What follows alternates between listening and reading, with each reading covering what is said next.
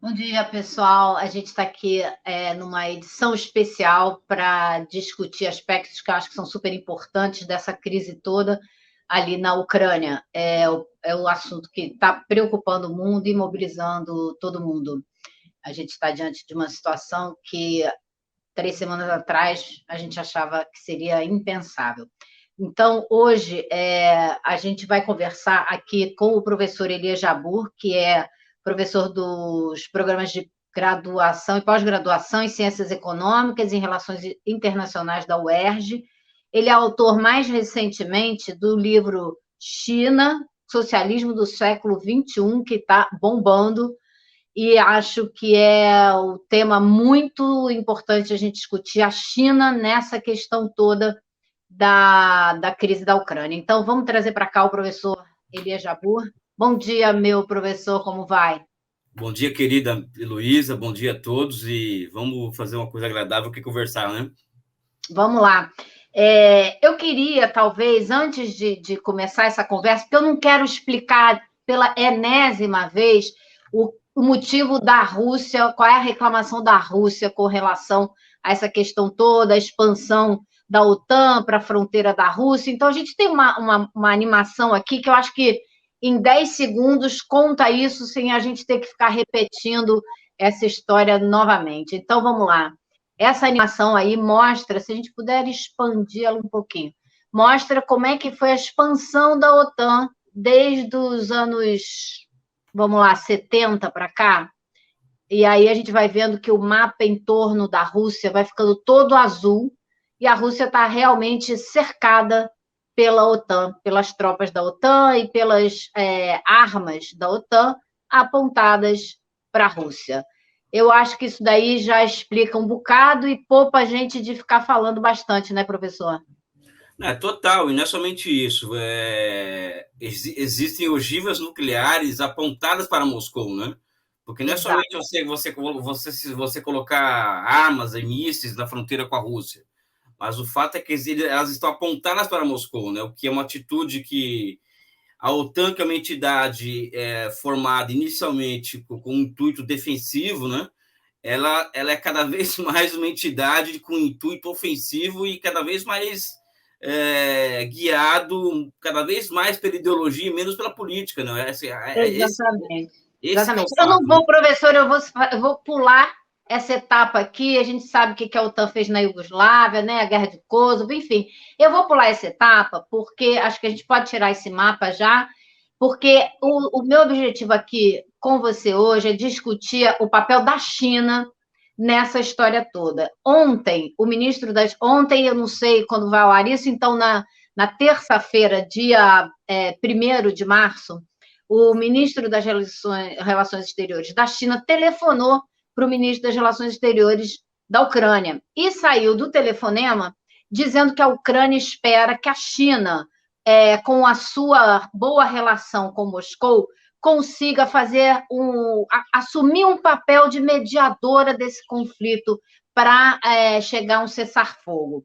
Então, me parece que a China, que foi muito cuidadosa em todo o começo desse processo para não alijar a Rússia, ao mesmo tempo reconhecendo direitos de territoriais, integridade territorial, blá, blá, blá, se colocou numa posição privilegiada para poder ter um papel diplomático, poder, me parece que, assumir na diplomacia o peso que o país já tem na economia mundial. Seria alçar a China a um papel diplomático que ela tem que ter, tendo o poder econômico que ela tem. Então, eu queria saber a sua visão sobre isso, professor. A grande questão é que o mundo ele não é o mesmo de 1945, quando a atual ordem liberal é instalada no mundo e aprofundada na década de 90. A base material do mundo mudou, né? E isso deveria se refletir uma necessária multipolaridade, coisa que não se reflete. Existe um único país do mundo que se acha no direito de impor as regras internacionais e, aliás, em uma linguagem ofensiva em relação à Rússia, dizendo que a Rússia e a China elas devem se enquadrar nas normas do direito internacional, que ninguém sabe quem é que escreveu sobre isso, quais são essas regras e quais são os apelos ideológicos dessas regras, né? E eu abro um parêntese aqui, eu vejo essa questão da Rússia com a Ucrânia não somente como uma questão de segurança russa, ela vai se transformando cada vez mais em um confronto aberto à ordem liberal existente.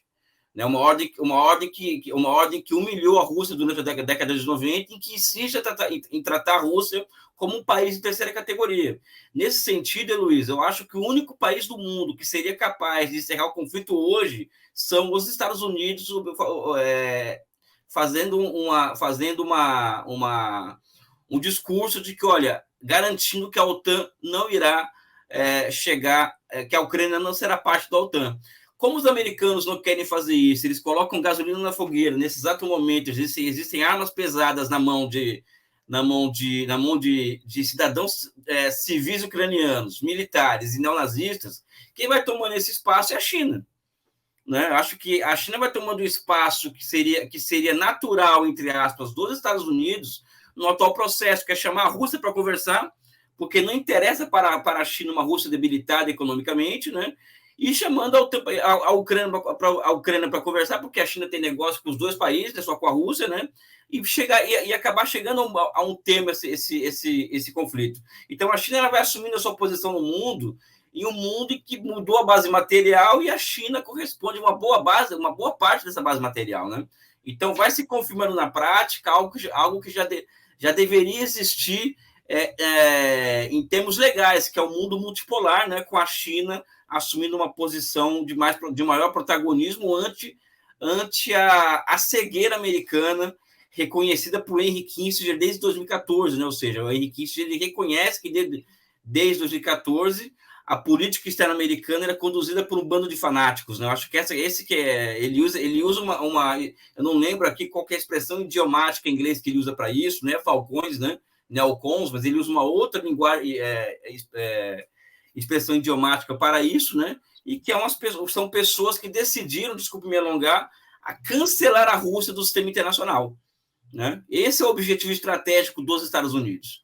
Eu acho que talvez haja aí um perigo ainda maior. Quer dizer, o Kissinger, que é uma pessoa acima de qualquer suspeita em termos de alinhamento com os interesses do Império Americano, né? Ele deixou muito claro nesse artigo que você está mencionando, que foi publicado no Washington Post, ele deixou muito claro que a Ucrânia, ele diz com todas as letras, a Ucrânia tem que ser uma ponte entre a Rússia e o restante da Europa. Ela jamais poderá entrar na OTAN, ela pode ter relações econômicas e políticas com a Europa. Militares, jamais. Se fizermos isso, estaremos caminhando para um conflito armado. Não podia ter sido mais claro e evidente. Basta ter um pouco de leitura a respeito da geopolítica para falar o que ele falou. Bom, me parece que a política americana, ninguém mais enxerga nada disso. Minha pergunta para você é: que riscos a China corre ao assumir um papel de protagonismo maior no meio dessa questão? Por outro lado, não é essencial para a China ajudar a encontrar uma solução para isso, até para o seu próprio futuro, porque o imperialismo americano não vai parar na Rússia. O que está acontecendo, por exemplo, eu tive uma discussão esses dias com uma economista bem famosa, discussão não, um princípio de debate no Twitter com a Mônica De Bolle, né? E ela fez um fio sobre o que significa o sistema SWIFT e tal, e chegou a uma conclusão, na minha opinião, com todo respeito a ela, equivocada no final, dizendo que a China não vai socorrer a Rússia, né? Como se no mundo real existe socorro às nações. O que existe são interesses nacionais que se complementam ou não, né? E o que está acontecendo nos últimos anos está se acelerando por uma imposição de fora para dentro, e não de dentro para fora, né? É uma cada vez maior integração eurásica, né? O que significa isso? A Rússia está sendo lenta, gradual e seguramente sendo incorporada ao território econômico chinês. China já é o maior comprador dos produtos russos hoje. Não, e não é somente exatamente isso, e é só também observar o grau de relação umbilical entre os dois países na arena internacional, para onde estão indo os novos gasodutos sendo construídos na Rússia nos últimos 5 anos, e a cada vez maior integração financeira entre os dois países, né? Essa integração financeira, por exemplo, é o que levou o sistema as empresas que mediam o sistema de pagamento chinês para o mundo, paralela ao SWIFT, há uma grande valorização nos últimos dias. Então, a China, nesse aspecto, eu não vejo, eu posso estar equivocado, não tem grandes coisas a perder em relação a isso. Muito pelo contrário, né? Muito pelo contrário, né? Ela não interessa a Rússia debilitada, né? Mas ela sabe ela sabe que existe um papel complementar entre os dois países. E não é esse papo furado de que as pessoas estão falando que a Rússia ela vai ser uma provedora de commodities para a China e a China é uma provedora de produtos manufaturados para a Rússia. Existe uma complementariedade econômica que vai além disso, como, por exemplo, no setor aeroespacial, em que a Rússia é muito mais adiantada que a China, e no setor militar, em que a Rússia é muito mais adiantada que a China. Então, existe um processo de complementariedade, inclusive tecnológica, entre os dois países, que vai se acelerar nos próximos anos. Ou seja, o cancelamento da Rússia do sistema SWIFT somente acelerou um processo que já estava ocorrendo nos últimos anos, da chamada União Eurásica, né? E que também acelera a própria decadência dos Estados Unidos como o fiador da atual ordem internacional. Então, né? Existe já um processo em andamento para a construção de um sistema alternativo ao sistema dominado pelos Estados Unidos. E isso vai se acelerar. Agora, na questão da geopolítica, da segurança internacional, muita gente está dizendo hoje que a gente está diante de um terremoto, de um movimento das placas tectônicas geopolíticas que vai recriar e vai restabelecer as regras aí do cenário geopolítico internacional. Eu queria ver se você concorda com isso e descreve para a gente o que vai ser isso, ou o que pode ser isso. Olha, eu fiz um artigo para a Carta Capital, para o site, que eu digo o seguinte, eu acho que o interessante é o seguinte, no dia 15 de dezembro de 2021, pela primeira vez na história internacional, um país periférico ou semi-periférico coloca os seus termos para negociar uma solução para um possível conflito com uma superpotência militar como a OTAN e os Estados Unidos, que foi em 2015, quando a Rússia falou, olha, existe uma linha vermelha que, se vocês ultrapassarem, nós vamos agir. Isso é a primeira vez na história que isso acontece. Esse é um fato que ninguém está colocando isso, que é a primeira vez na história que um país periférico, semi-periférico, coloca os seus termos de negociação. Né? Você está chamando a Rússia de um país periférico? Do ponto de vista econômico, sim, né? Porque se você for ver o tamanho do PIB da Rússia, a Rússia ela não tem uma grande importância econômica internacional. Mas o problema é militar, né? Sim, mas ela no rol das grandes nações, do ponto de vista econômico, a Rússia não está entre os 10 maiores PIBs do mundo. Não estou aqui diminuindo a Rússia, muito pelo contrário. Não, com certeza. A importância da Rússia é outra. Mas um país das condições debilitado economicamente, sob sanções, né? Ela colocou os seus termos na mesa em 2015, né? E eu acredito que ela passa a desafiar abertamente uma ordem liberal constituída, algo que a China nunca fez, né? E isso vai levar, por exemplo, a que eu chamaria, o Giovanni Arrighi chama, de um processo de transição a nível internacional, porque ela desmoraliza a OTAN ao entrar na Ucrânia, de uma nova Westfália.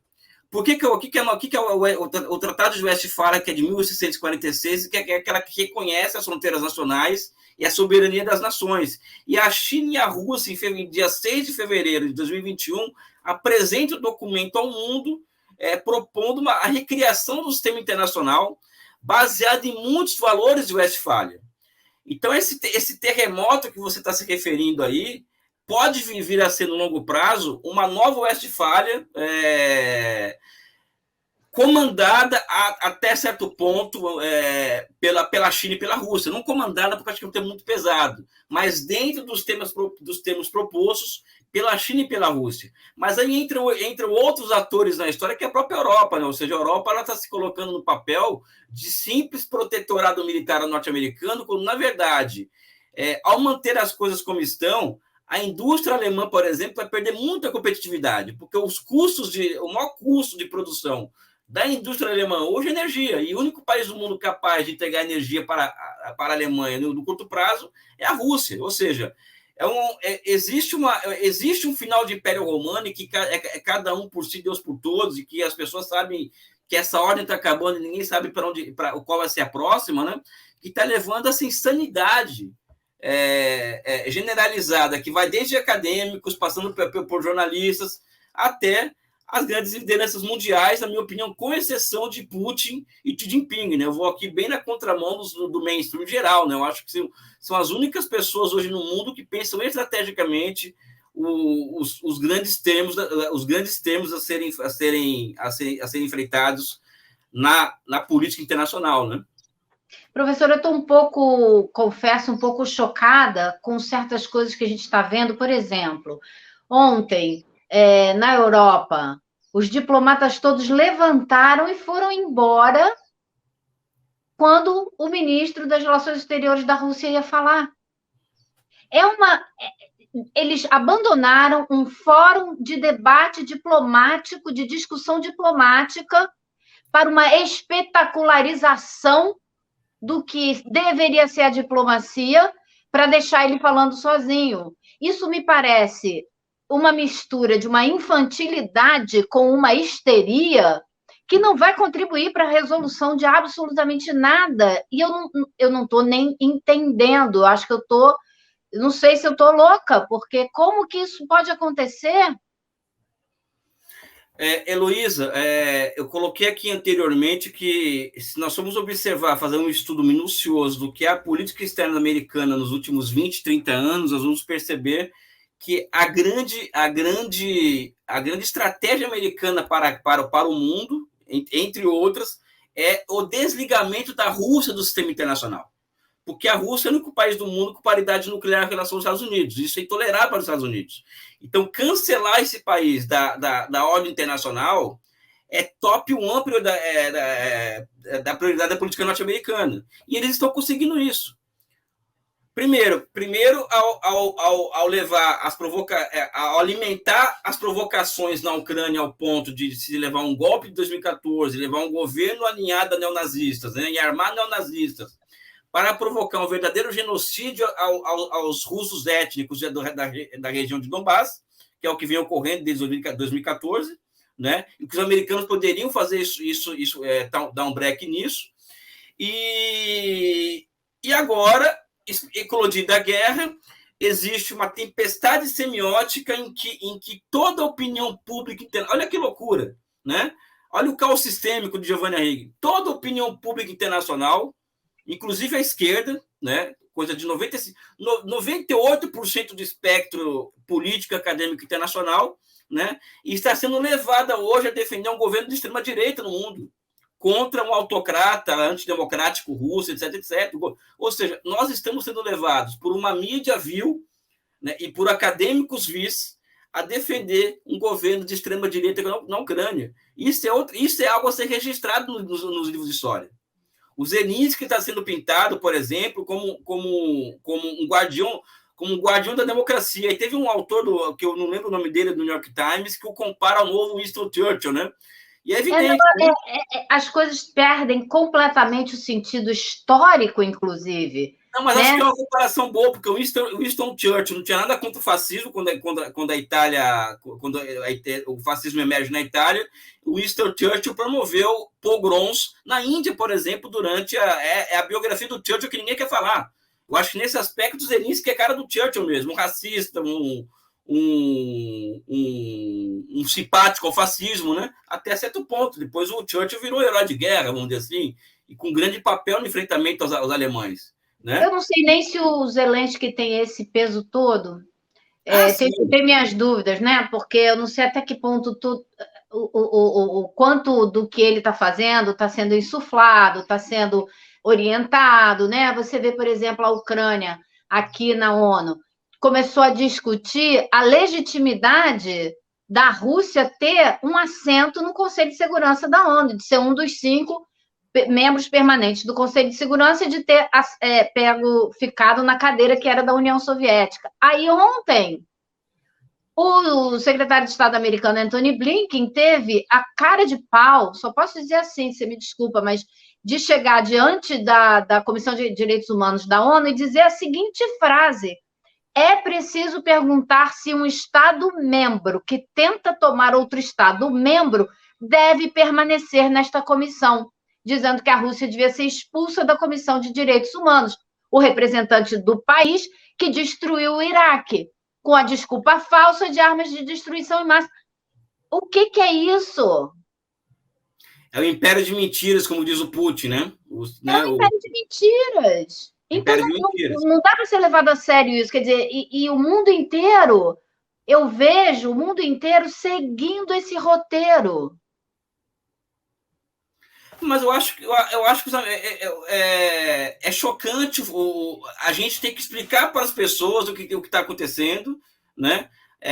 Do nada as pessoas viraram especialistas em Ucrânia e Rússia, do nada viraram especialistas em Ucrânia e Rússia, e formou-se uma opinião pública mundial, né? Que transformou o Putin no demônio, vamos dizer assim, né? Ou seja, o Exatamente. Putin é um demônio mal intencionado e o Zelensky é uma figura do bem e tal. Sendo que hoje a Ucrânia, para quem não sabe, é o país que mais refugia grupos neonazistas no mundo, inclusive condecorando o grande líder neonazista ucraniano, que é a mesma pessoa que o Putin pediu que fosse julgado no Tribunal Penal do Tribunal Internacional de Haia, que é o chefe. Não, a grande figura da chamada Revolução Maidan, né, que é mais uma revolução colorida dessas, a grande figura dos estandartes era um nazista histórico.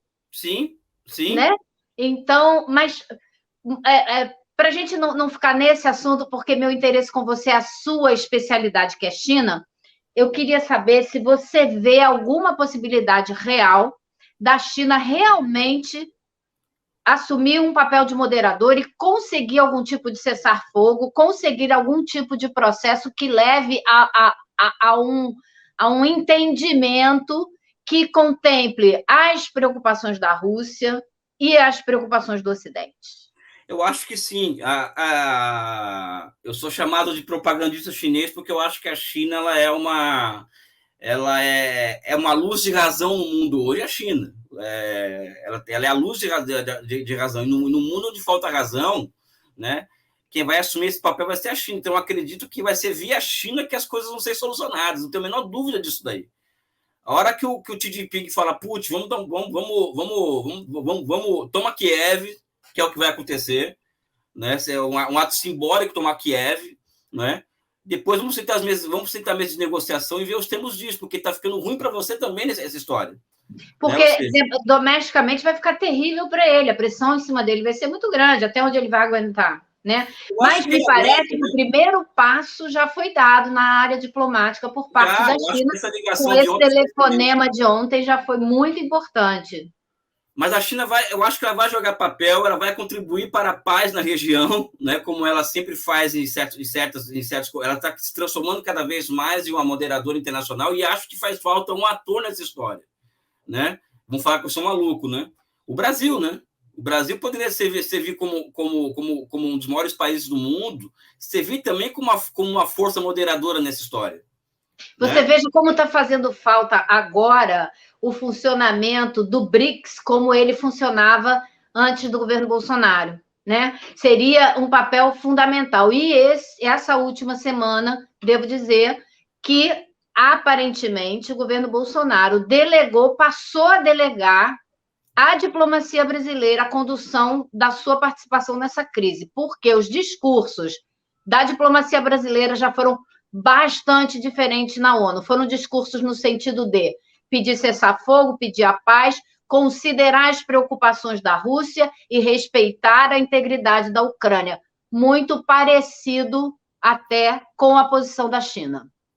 Mas a China é uma posição que eu chamaria de está longe de ser uma neutralidade estratégica, né?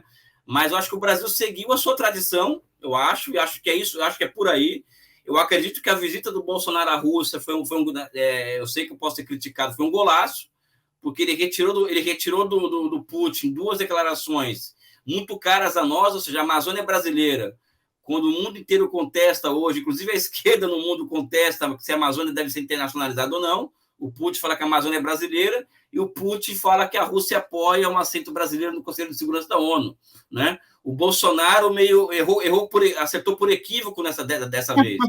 Sabe? Então, a gente tem que reconhecer isso daí. Sabe? Então, E também o Brasil, por conta da própria destruição da Petrobras, da Operação Lava Jato, passou a ser muito dependente de fertilizantes da Rússia. E não é uma coisa barata isso daí.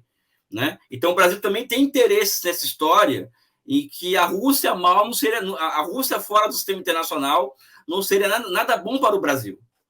Né? Porque nós estamos tratando o seguinte, a Rússia está sendo expulsa do sistema internacional. Né? Ou seja, a Copa da UEFA não pode ter russo, Clube Russo, Copa do Mundo não pode ter russo, Olimpíada não pode ter o hino russo, ou seja, a Rússia está sendo expulsa do sistema internacional. É algo inadmissível do ponto de vista da Organização das Nações enquanto tal, né? Então, mas... Professor, qual foi a punição que os Estados Unidos receberam depois de terem ido contra a decisão do Conselho de Segurança da ONU, invadido o Iraque, depois de terem admitido que foi com uma pretensão, uma motivação mentirosa que o mundo todo ficou sabendo e matou mais de 200 mil civis, sem falar nos militares. São pesos tão absurdamente diferentes que fica até difícil de conversar. Parece que a gente está falando, sei lá, que a gente é louco quando diz isso, né?